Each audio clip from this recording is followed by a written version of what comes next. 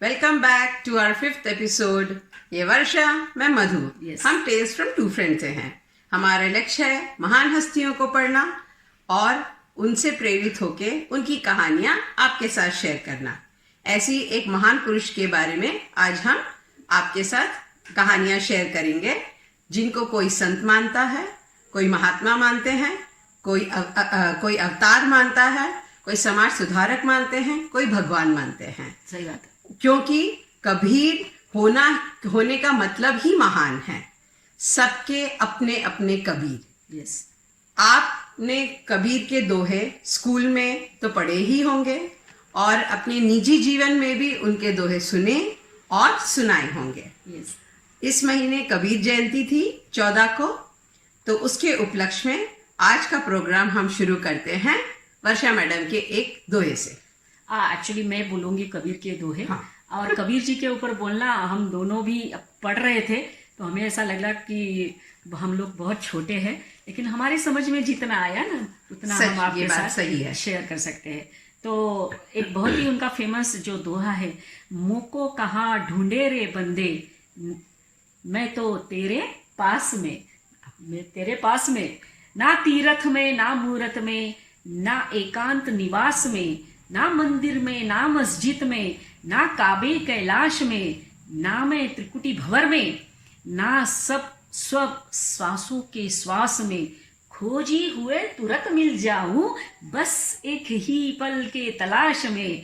कहे कबीर सुनो भाई साधो, मैं तो हूँ विश्वास में। आप विश्वास करोगे तो हर जगह पे मैं मिलूंगा, विश्वास नहीं करोगे तो कहीं नहीं मिलूंगा। फ्रेंडशिप के साथ भी ऐसा होता होगा ना? हाँ, बिल्कुल सही होता है। एक थोड़ा सा शॉर्ट में बताऊंगी। मैं तो हूँ विश्वास में। कैसा है कि देखो, नारद मुनि जो है वो एक बार पृथ्वी पे आए और वो बैठो जा रहे थे, तो एक महात्मा उनको मिल गए। तो उन्होंने नारायण नारायण करके जा रहे, तो महात्मा जी ने पूछा कहाँ जा रहे हो? बोले मैं विष्णु भगवान से मिलने जा रहा हूँ वैकुंठ में। तो उन्होंने बोला नारद मुनि आप जा रहे हो तो इतना बस पूछ लेना कि मुझे मुक्ति कब प्राप्त होगी। तो बोले हाँ ठीक है मैं पूछ लूंगा। फिर वो आगे गए तो और 2-3 साधु महात्मा उनको मिले, नारायण नारायण सुना तो उन्होंने वही पूछा। तो बोले मैं वैकुंठ में जा रहा हूँ विष्णु भगवान से। उन्होंने वही बोला प्लीज आते हुए उनको एक पूछ लेना कि हमको मुक्ति कब मिलेगी। तो बस फिर वो गए और दूसरी तीसरी बार आए होंगे तो वो साधु महात्मा वही थे। तो जो पहला साधु था उन्होंने पूछा हे नारद मुनि आपने पूछा मुझे मुक्ति कब मिलेगी? तो उन्होंने बोला हाँ पूछा था। उन्होंने बोला कि 2 जन्म लगेंगे। तो जैसे ही 2 जन्म सुना वो वहां पे गिर गया। अरे और 2 जन्म इंतजार करना है। फिर वो आगे गए जहाँ पे वो 2-3 महात्मा बैठे थे। उन्होंने पूछा क्या आपने पूछा? नारद का बिल्कुल चेहरा जो है वो दिखने जैसा था, बोला ये तो वो वहां लुढ़क गया, ये पता नहीं क्या हो जाएगा। तो उन्होंने बोला कि मैंने पूछा तो विष्णु भगवान ने बोला कि जो पेड़ के नीचे आप बैठे हैं जितने सारे पत्ते हैं ना, वो पत्ते मतलब उतने जन्म आपको लगेंगे मुक्ति मिलने के लिए। तो वो नाचने लग गए। और वो नारद मुनि सोच रहे यार वो तो लुढ़क गया और ये नाच रहे हैं। तो बोले आप क्या ये नाच रहे हो? तो उन्होंने बोला चाहे कितने भी जन्म लग जाए लेकिन मुक्ति तो मिलेगी, वो है विश्वास। सही है।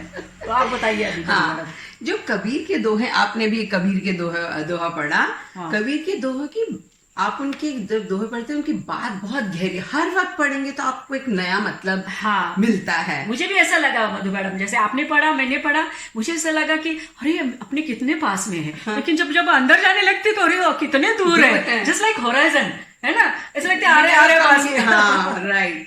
और इतनी ऐसी बातें बोलना और बिल्कुल वो जो थे उनको अक्षर का ज्ञान नहीं था, वो स्कूल ही नहीं गए थे। सही बात है। हाँ, और ये माना जाता है कि उनके पास बहुत अलौकिक शक्ति थी और उनका जन्म भी एक रहस्य है। लोगों को मालूम नहीं है एग्जैक्टली, वी डोंट नो कि उनका जन्म कहाँ हुआ था, कब हुआ था, ये नहीं मालूम है। जो कबीर पंथी के लोग हैं वो मानते हैं कि उनका जन्म लहरताला के एक वो कमल में वो प्रकट हुए थे। हाँ, और वहीं वो पाए गए थे। और दूसरी एक और कहानी है जिसमें ऋषि रामानंद ने एक गलती से एक विधवा औरत को एक वो आशीर्वाद दे दिया था कि वो पुत्रवती भव करके दे दिया था। तो जब उनने कबीर को जन्म दिया, और क्योंकि वो विधवा सिंगल थी तो लोक लाज के कारण उन्होंने अपने नवजात को त्याग दिया और लहरतारा में के पास ही उन्हें छोड़ दिया, जहां पर एक नीरू और नीमा करके एक मुस्लिम वीवर कपल थे, जिनको वो मिले, जिनकी कोई खुद की औलाद नहीं थी, तो उनने ये औलाद को अपनाया, उसका लालन पालन किया, उसका बड़ा किया। मतलब ये हम बोल सकते हैं कि ऐसा जन्म के बारे में काफी सारी कहानियां हैं, पर ठीक कुछ मालूम नहीं है। पर ये जरूर है कि वो वाराणसी में पैदा हुए थे। जब उस 14-15 सेंचुरी की बात है, जब वो वहां पैदा हुए थे। वो पढ़े लिखे तो थे नहीं, जैसे हमने कहा कि वो स्कूल गए नहीं थे, और उनको ना खेलने कूदने में और पढ़ाई में कोई ज्यादा रुचि नहीं थी।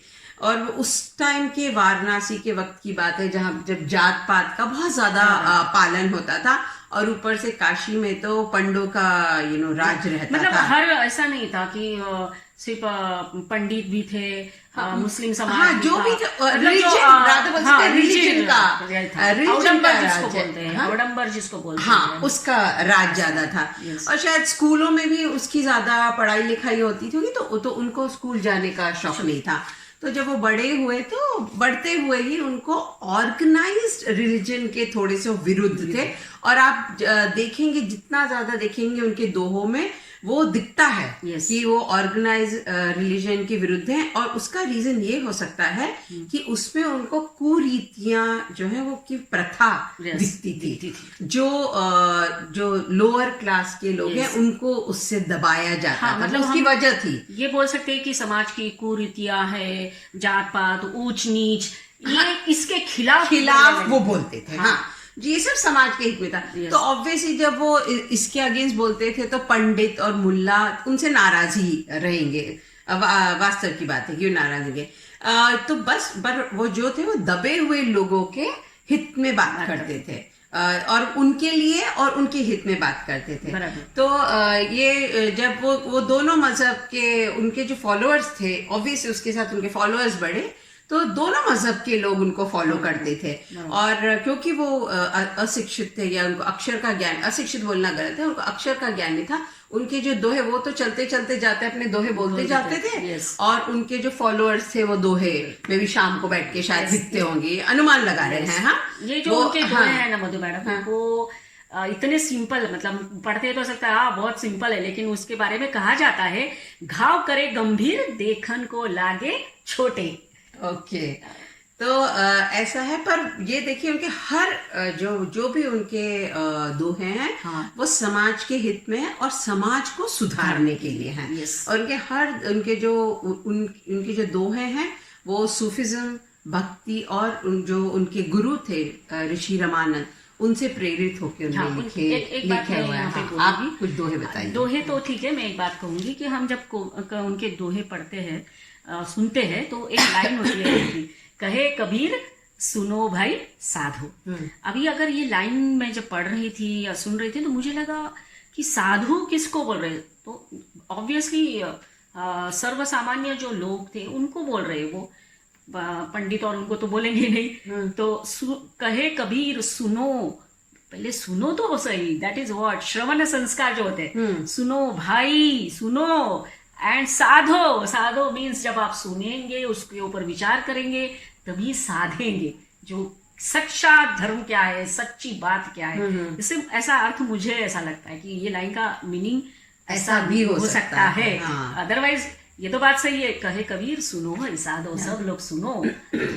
तो ये रहा उनके एक लाइन जो हमेशा उनके दोहे में होती है। दूसरी एक बात है कि वो चलते फिरते जहाँ पे भी उनको कुछ दिख जाता था, उसके ऊपर वो तुरंत बोल देते थे। ऐसा नहीं है कि डायरी निकाली और लिखी, या बैठे हुए लोग लिखने के लिए, ऐसा कुछ भी नहीं था।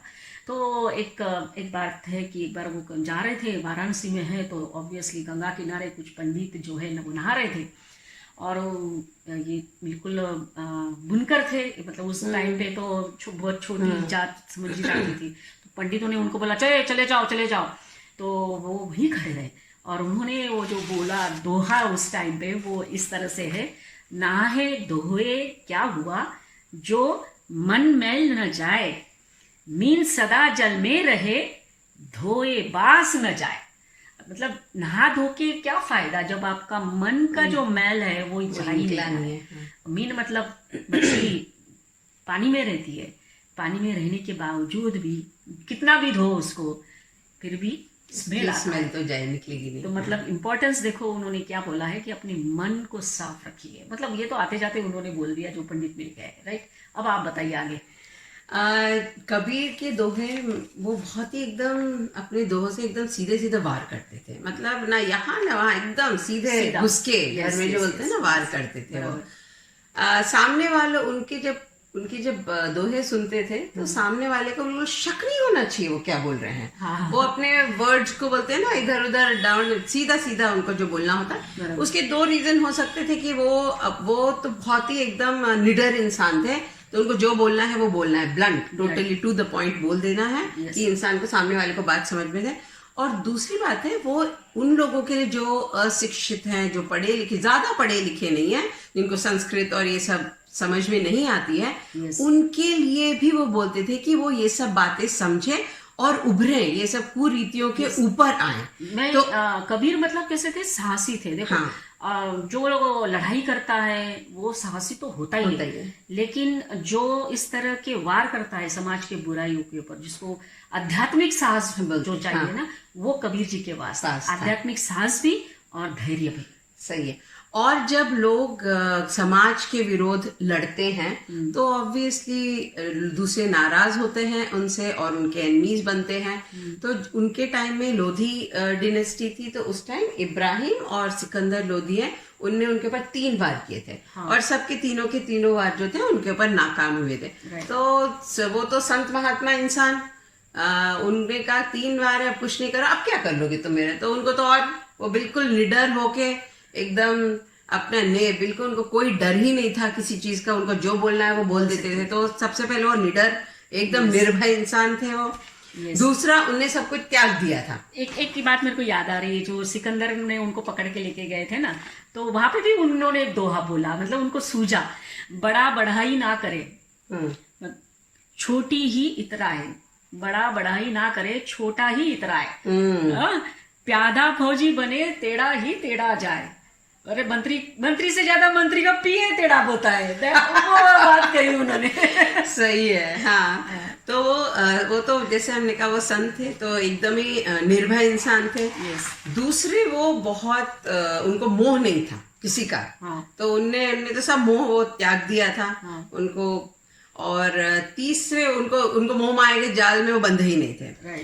तीसरी बात थी कि वो एकदम निस्वार्थी थे, वो सेल्फलेस थे ही। उनको ना पैसे का ना पद की इच्छा थी। वो पूरे हर वक्त वो सोसाइटी जो भी करते थे वो समाज के सुधार के लिए कर रहे थे। और चौथा, जैसे आपने कहा, वो बड़े आध्यात्मिक इंसान थे, स्पिरिचुअल इंसान थे। ये 4 गुण जो हैं वो एक महान संत के गुण हैं, तो उनके लिए ये बोला जा सकता है। आज की तारीख में अगर शायद 1-2 ही कोई और कवि होंगे जो कबीर की तरह एकदम सीधा सीधा वार करने वाले, समाज के ऊपर वार करने वाले होंगे। शायद आज की तारीख में होते तो वो शायद ज्यादा वक्त अपना जेल में ही बिताते थे। पर ऐसे एक थे कवि जो 98 में उनकी डेथ हो गई थी। उनका नाम था नागराज।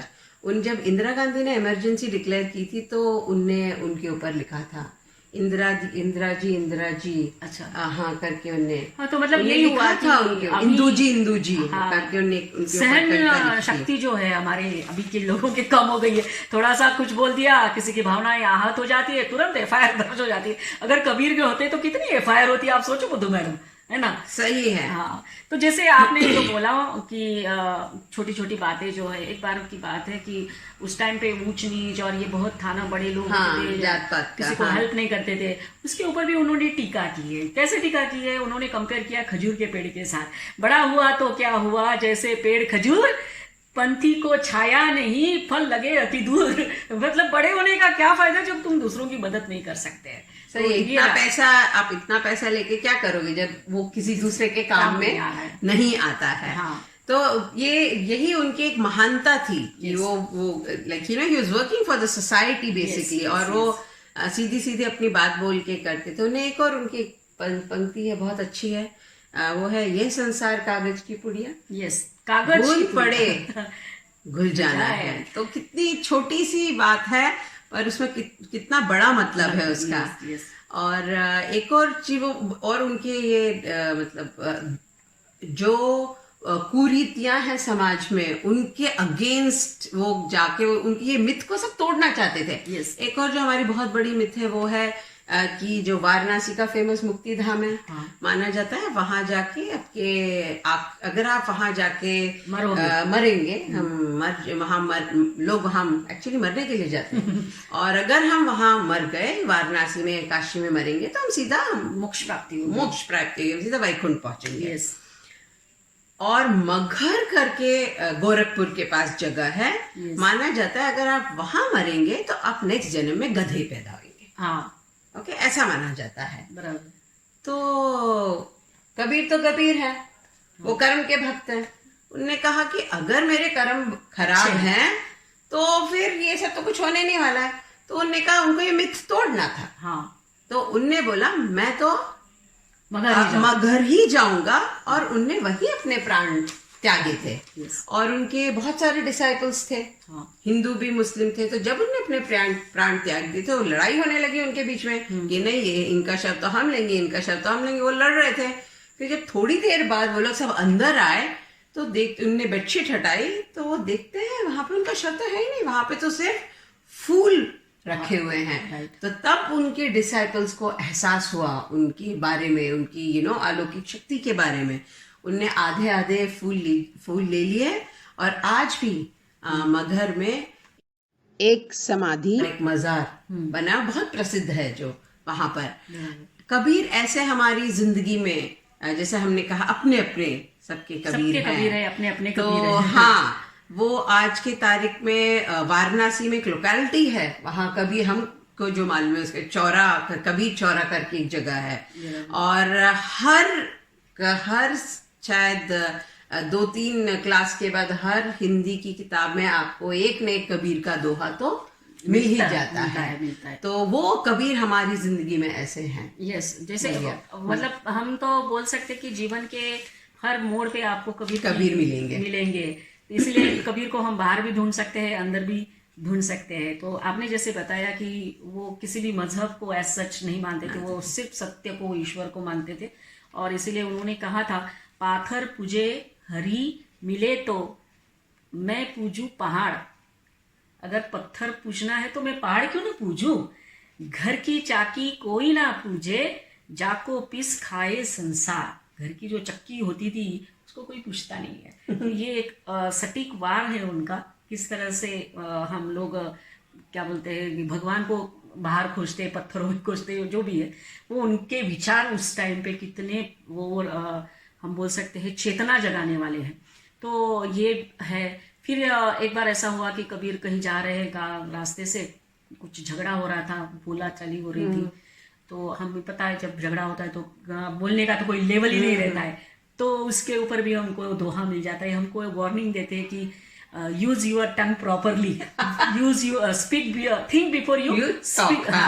तो कैसे बोलते हैं कबीर, जीभ कहे दंत को तुम 32 मैं अकेली माए, लेकिन एक बार टेढ़ी चलूं तो 32 ही गिर जाए। और बिल्कुल सच है यार, मेरे पास ऐसे कितने एग्जाम्पल है। महाभारत में द्रौपदी ने जो बोला था, दुर्योधन गिर गया था कि अंधे का पुत्र अंधा ही होता है, और बस वो लग गया दुर्योधन को, महाभारत का पूरा वो युद्ध हुआ है। तो ये वार्निंग है कबीर की हमारी। ये कहानियां और ये बातें में कितनी सच्चाई है ये तो हम नहीं कहा जा सकता है बराबर, पर ये जरूर कहा जा सकता है कि दोहे हमारी जिंदगी का हिस्सा बन गए हैं और वो हमारी जिंदगी में रहेंगे और रहने ही वाले हैं। बस उसको ढूंढने की, पढ़ने की, समझने की जरूरत है। तो थोड़ा हम कबीर के और पास जाएंगे। और कबीर ने हमको प्रभु के पास जाने का एक सरल मार्ग बताया है, वो है नाम। और उनको जहां उनको आनंद आता था, जिस रूप में आनंद आता था, उनको वो पूछते थे उस टाइम पे। वो भगवान को गोविंद भी कहते हैं, वो भगवान को अल्लाह भी कहते हैं, वो भगवान को कृष्ण भी कहते हैं, वो राम भी कहते हैं, कन्हैया भी कहते हैं, इवन विट्ठल भी कहते हैं। तो ये बताता है कि उन्होंने एक ही सत्य को माना, एक ही ईश्वर है।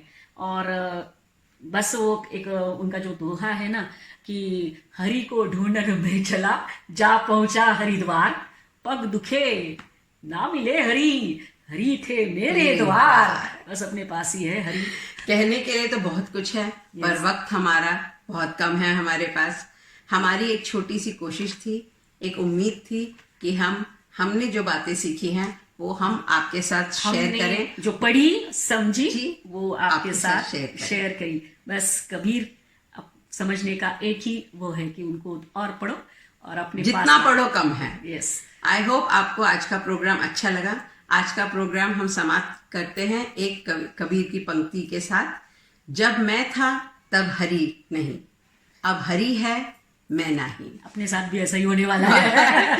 नमस्ते, थैंक यू सो मच। प्रतिक्रिया का हमें इंतजार रहेगा। And don't forget to like, share and subscribe and comment on our program. Thank you very much. धन्यवाद।